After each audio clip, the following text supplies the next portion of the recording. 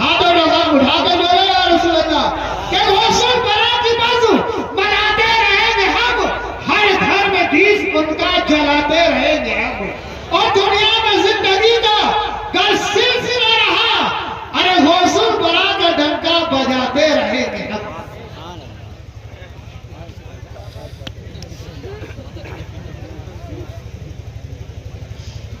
ممبر پروقار پر جلوگر ہماری جماعت کی ذمہ دار شخصیات، علماء ملت اسلامیہ، شورائے بڑے احترام،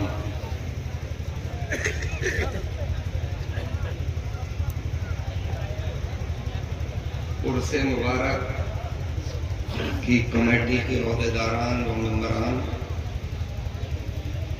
پیارے دینی ایمانی اسلامی بھائیوں، پردے کی آڑ سے سماعت فرما رہی میری ماں اور بہنوں، السلام علیکم ورحمۃ اللہ۔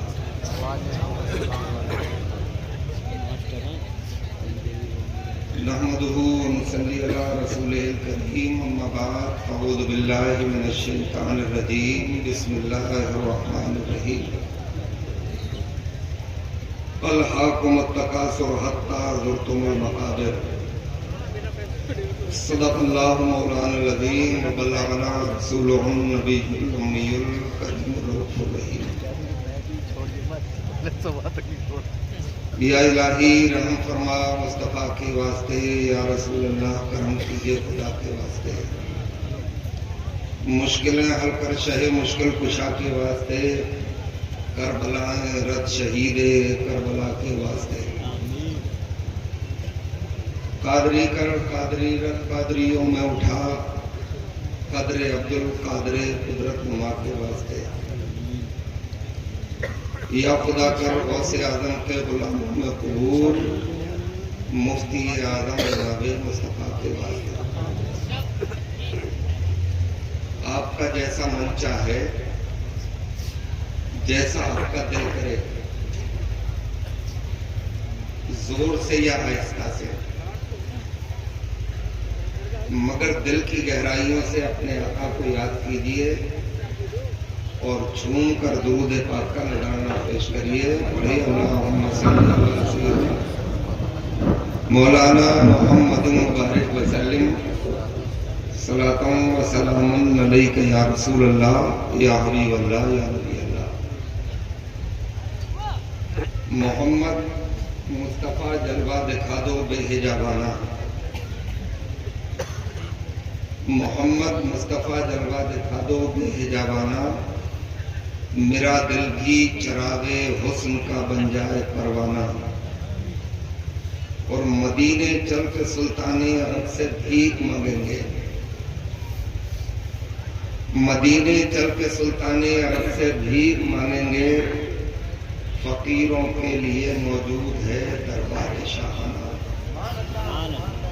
ایک بار کلمہ طیبہ بھی پڑھیے، لا الہ الا اللہ۔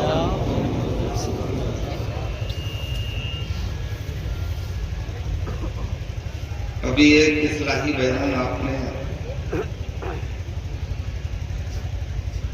مجھ سے قبل سماعت فرمایا، میرے بعد میں مبارک پور اعظم گڑھ سے آئے ہوئے ایک شاعر ذی وقار آرام گاہ میں موجود ہیں، ان کو آپ سماعت فرمائیں گے۔ میں بہت لمبی تقریر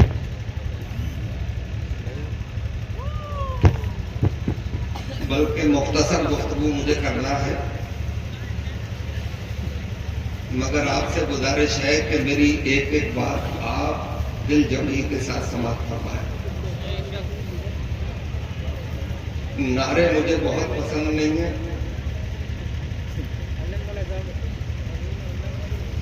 البتہ پیار سے محبت کے ساتھ حصول برکت کے لیے سبحان اللہ الحمدللہ آپ بولتے رہیں تاکہ آپ کو ثواب بھی ملتا رہے اور آپ کو نیند بھی نہ آئے۔ یہ عرس مقدس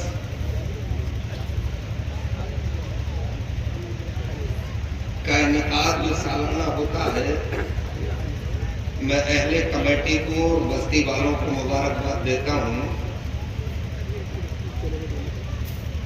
کہ وہ ذمہ دار علماء کو بلا کر دین سیکھنے اور سکھانے کا موقع فراہم کرتے ہیں۔ آپ بہت اچھے لگ رہے ہو، سنجیدہ سامعین ہو آپ، اللہ آپ کو سلامت رکھے۔ حضرات گرامی قدر، اللہ تبارک و تعالیٰ نے اس کائنات کی تخلیق فرمائی۔ اب تک دنیا والوں نے تلاشا تو 18,000 اقسام کی مخلوقات انہیں ملی۔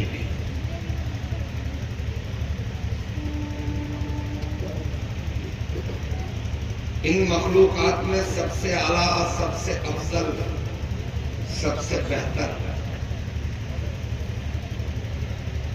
اللہ تعالیٰ نے انسان کی تخلیق فرمائی۔ قرآن میں ارشاد فرمایا، لَقَدْ خَلَقْنَا الْإِنسَانَ فِي أَحْسَنِ تَقْوِيمٍ۔ ہم نے انسان کو اچھی شکل و صورت میں پیدا کیا۔ انہی انسانوں کی تبلیغ کے لیے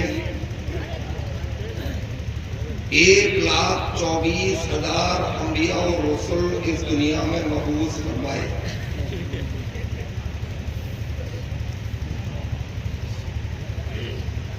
اور ان انبیاء اکرام میں بھی امام الانبیاء بنا کر ہمارے اپنے آقا جناب محمد رسول اللہ صلی اللہ علیہ وسلم کو مبعوث فرمایا۔ انہوں نے ہماری رہنمائی فرمائی، دنیا کے ہر فیلڈ میں، ہر میدان میں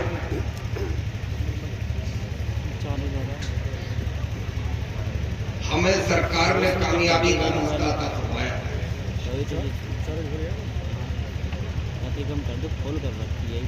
انہی کے طفیل میں ہمیں اللہ تبارک و تعالیٰ نے اولیاء اللہ عطا فرمائے۔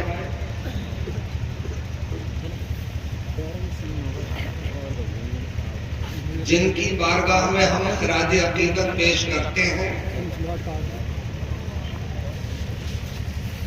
ان کی بارگاہ میں حاضری دے کر ہم اپنی قسمت کو بناتے ہیں، سنوارتے ہیں اور ان کی بارگاہ میں خراج عقیدت پیش کرتے ہیں۔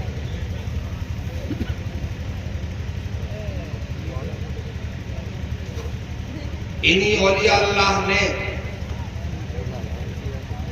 اس پیارے وطن بھارت ورش میں اسلام کا ڈنکا بچایا، اور ان ڈنکا بجانوں میں سب سے اوپر کوئی نام آتا ہے تو وہ ہندوستان کے راجا، ہمارے دلوں کے خواجہ معین الدین چشتی علیہ رحمت و رضوان کا آتا ہے۔ آپ کو شاید معلوم نہ ہو، وہ اس زمانے میں اپنے ہندوستان میں تشریف لائے تھے۔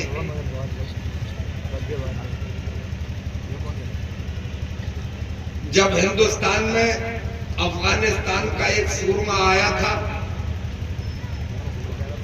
جسے اتہاس میں محمد غوری کے نام سے یاد کیا جاتا ہے،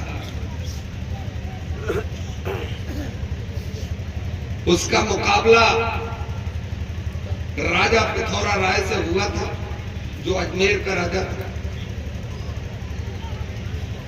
اور اجمیر کے راجہ نے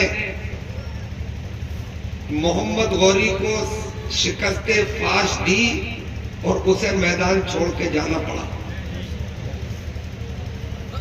جب وہ جا رہا تھا تو اپنے خواجہ جوان العمری میں پیدل اپنے چند ساتھیوں کے ساتھ، بغیر کسی تلوار کے، بغیر کسی نیزے اور بھالے کے، بغیر گھوڑے کے دل میں عشق مصطفیٰ لے کر اور سر میں اپنے رب کا سودا لے کر ہندوستان کی طرف آ رہے تھے. راستے میں محمد غوری کی فوج سے مقابلہ ہوا. سپاہیوں نے دیکھا کہ اتنا نورانی چہرہ جس پہ نظر نہ ٹکے، اس کا ٹارگیٹ، اس کا نشانہ ہندوستان رکھتا ہے، بڑھ کے روکو. انہیں روک لیا گیا. پوچھا کیا ارادہ ہے؟ کہا ہندوستان جا رہے ہیں. بولے ہندوستان مت جانا، وہاں مسلمانوں کو بودلا اور ملچ کہا جاتا ہے. آپ نے فرمایا میرا راستہ خالی کرو، میں جا نہیں رہا ہوں، مجھے بھیجا گیا. بولے ضد ہے تو چلے جانا، مگر ہمارے حکمراں سے تو ملاقات کر لو. بولو چلو تمہارے حکمراں سے بھی ملاقات کرتے. فوجی ساتھ میں لے کے گئے، خیمے میں اندر پہنچے، محمد غوری سے ملاقات کی. کہا حضور دیکھیے یہ ایسا مبارک چہرہ، نہ ہاتھ میں تلوار ہے، نہ لاٹھی ہے، نہ ڈنڈا. اپنے چند نہتے ساتھیوں کے ساتھ ہندوستان جا رہا ہے، اس سے گزارش کرو کہ یہ رک جائے. محمد غوری نے کہا شہزادے نام کیا ہے؟ بولے معین الدین. بولے ارادہ کیا ہے؟ بولے ہندوستان. بولے چلے جانا، ہم روکیں گے نہیں، مگر پہلے ہماری فوج دیکھ لو، تیز رو گھوڑے دیکھ لو، کڑیل جوان دیکھ لو، نیزے اور بھالے دیکھ لو، خونی ہاتھی دیکھ لو. بولے دکھا کے تو کیا بتانا چاہتا ہے؟ بولے میں یہ بتانا چاہتا ہوں کہ جب میں تیزرو گھوڑوں پر سوار ہو کے تلواریں لے کے نیزے اور بھالے لے کے کامیاب نہیں ہو سکا، تم نہتے جا رہے ہو، تم کیسے کامیاب ہو جاؤ گے؟ جواب سنو، دل کی کلیاں کھلیں گی. آپ نے ارشاد فرمایا محمد غوری تیرے جانے میرے جانے میں بڑا فرق ہے. بولے کیا فرق ہے؟ بولے فرق یہ ہے تو تلوار پہ بھروسہ کر کے گیا تھا، میں اپنے پروردگار پہ بھروسہ کر کے جا رہا ہوں. تو گھوڑے پہ سوار ہو کے گیا تھا، میں عشق مصطفیٰ کی سواری پہ جا رہا ہوں. اور یہ دو چیزیں اگر مومن کے پاس موجود ہیں، دنیا کے کسی میدان میں ناکامیاب نہیں ہو سکتا. سر میں خدا کا سودا ہو اور دل میں عشق مصطفیٰ کا چراغ جلا ہو، جہاں چلا جائے کامیابی کے جھنڈے گاڑ دیتا ہے. اس کا مطلب یہ ہے کہ آپ کے برگر میں دم نہیں ہے، آپ کے چاؤمین میں کچھ رکھا نہیں ہے، آپ کے چکن و مٹن میں بھی طاقت نہیں ہے، آپ کے کیلا و سیب و انگور میں بھی کچھ رکھا نہیں ہے، آپ کے بادام میں، کاجو میں، پستہ میں بھی طاقت نہیں ہے. اگر یہی بات ہے تو پھر حیدر کرار ہے. 3 وقت سے کھانا نہیں ملا ہے، ہاتھ میں 40 کلو کی ذوالفقار حیدری ہے، اور سامنے کفر کا قلعہ خیبر ہے. الا اللہ کا نعرہ لگایا جاتا ہے اور قلعہ خیبر کے دروازے کو اکھاڑ دیا جاتا ہے. اس کا مطلب یہ ہے کہ اصل طاقت بھی یاد خدا ہی میں ہے، اصل طاقت بھی عشق مصطفیٰ ہی میں ہے، اصل طاقت بھی کامیابی 5 وقتہ نمازوں ہی میں ہے، قرآن کی تلاوت ہی میں ہے، طاقت تو مومن کے عشق میں ہوتی ہے، طاقت تو 5 وقتہ نمازوں میں ہوتی ہے۔ ایک بار حضرت علی اخروٹ توڑ رہے تھے، نہیں ٹوٹ رہا تھا، کسی ساتھی نے کہا حضرت یہ اخروٹ اور وہ خیبر کے قلعے کا دروازہ، آپ نے اس کی طرف دیکھ کے ارشاد فرمایا، بولے دوسرا کوئی خیبر ہو تو لیا پھر توڑ دو، دوسرا کوئی خیبر ہو لیا پھر توڑ دوں گا۔ بولے حضرت یہ پھر اخروٹ؟ بولے اتنی سی بات تیری سمجھ میں نہیں آ رہی ہے، اس پہ ہاتھ کی طاقت کا استعمال کیا جا رہا ہے، اور جب کوئی کفر کا قلعہ سامنے آئے گا تو پھر عشق مصطفیٰ کی طاقت کا استعمال کیا جائے گا، اور عشق مصطفیٰ کی طاقت کا مقابلہ دنیا کی کوئی طاقت کر ہی نہیں سکتی۔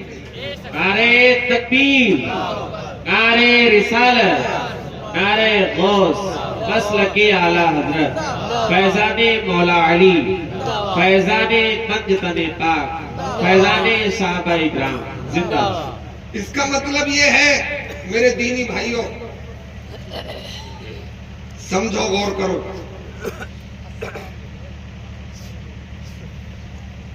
کہ باطل، جھوٹ، کفر اچھلتا تو خوب ہے،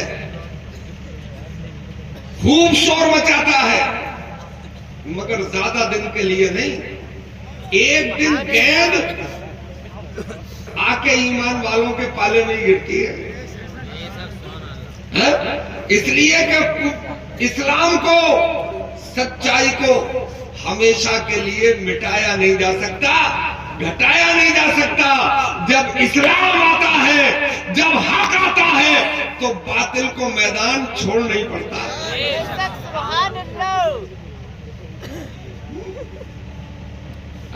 وہ فرعون کا نام سنا ہوگا آپ نے، پوری دنیا کا بادشاہ تھا،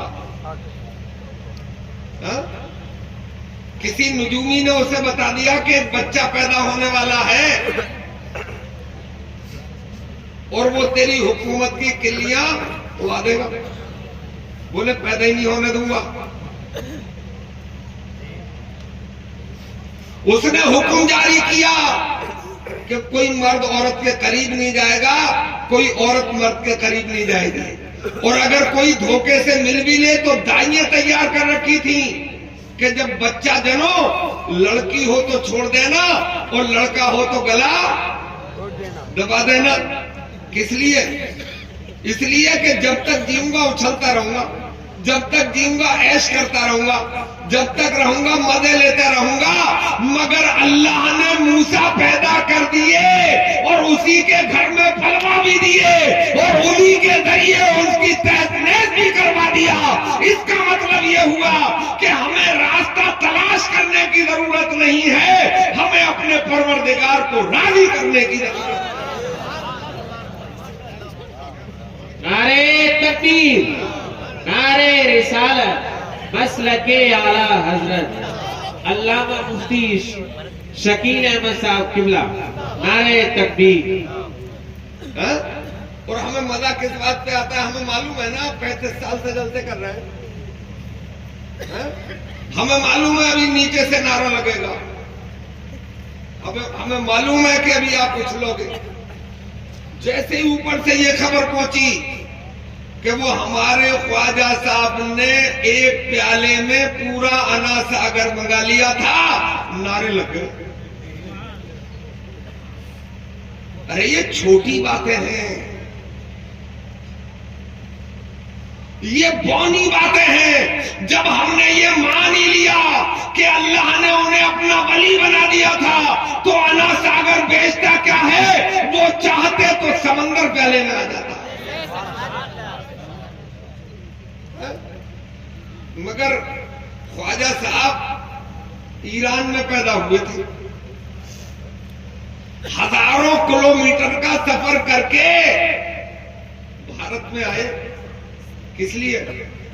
اس لیے آئے تھے کہ انا ساگر کو پیالے میں منگانا ہے۔ اونٹوں کو بیٹھانا یا اٹھانا ہے، پتھروں کو اڑانا ہے یا انہیں روکنا ہے. اس لیے ہزاروں میل کا سفر طے کر کے نہیں آئے تھے، اس لیے سفر طے کر کے آئے تھے کہ اللہ کی زمین پہ اللہ کے بندوں کو اللہ کی بارگاہ میں جھکا دیا جائے. اور وہی آپ نے کام کیا. 90 لاکھ لوگوں کو کلمہ پڑھا کے غلام مصطفیٰ بنانے کا کام کیا. اصل کام یہ تھا.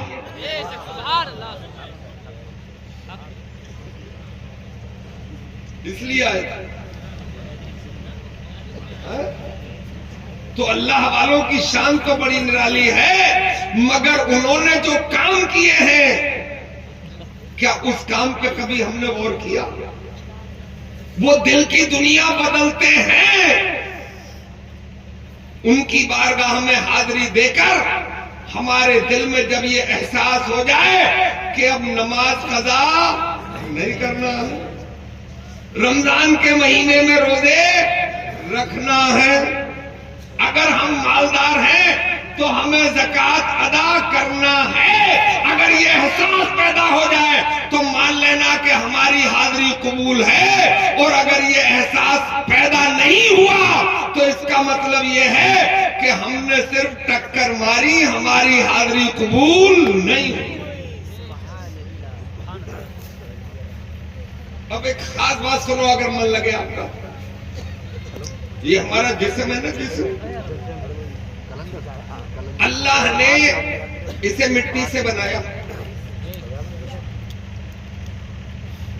ہے.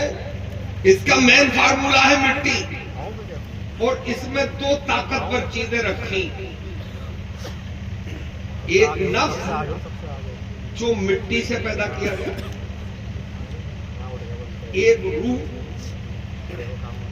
جو عالم بالا سے آئی، اللہ نے اس کی تخلیق نور سے فرمائی. اصل تو وہی ہے.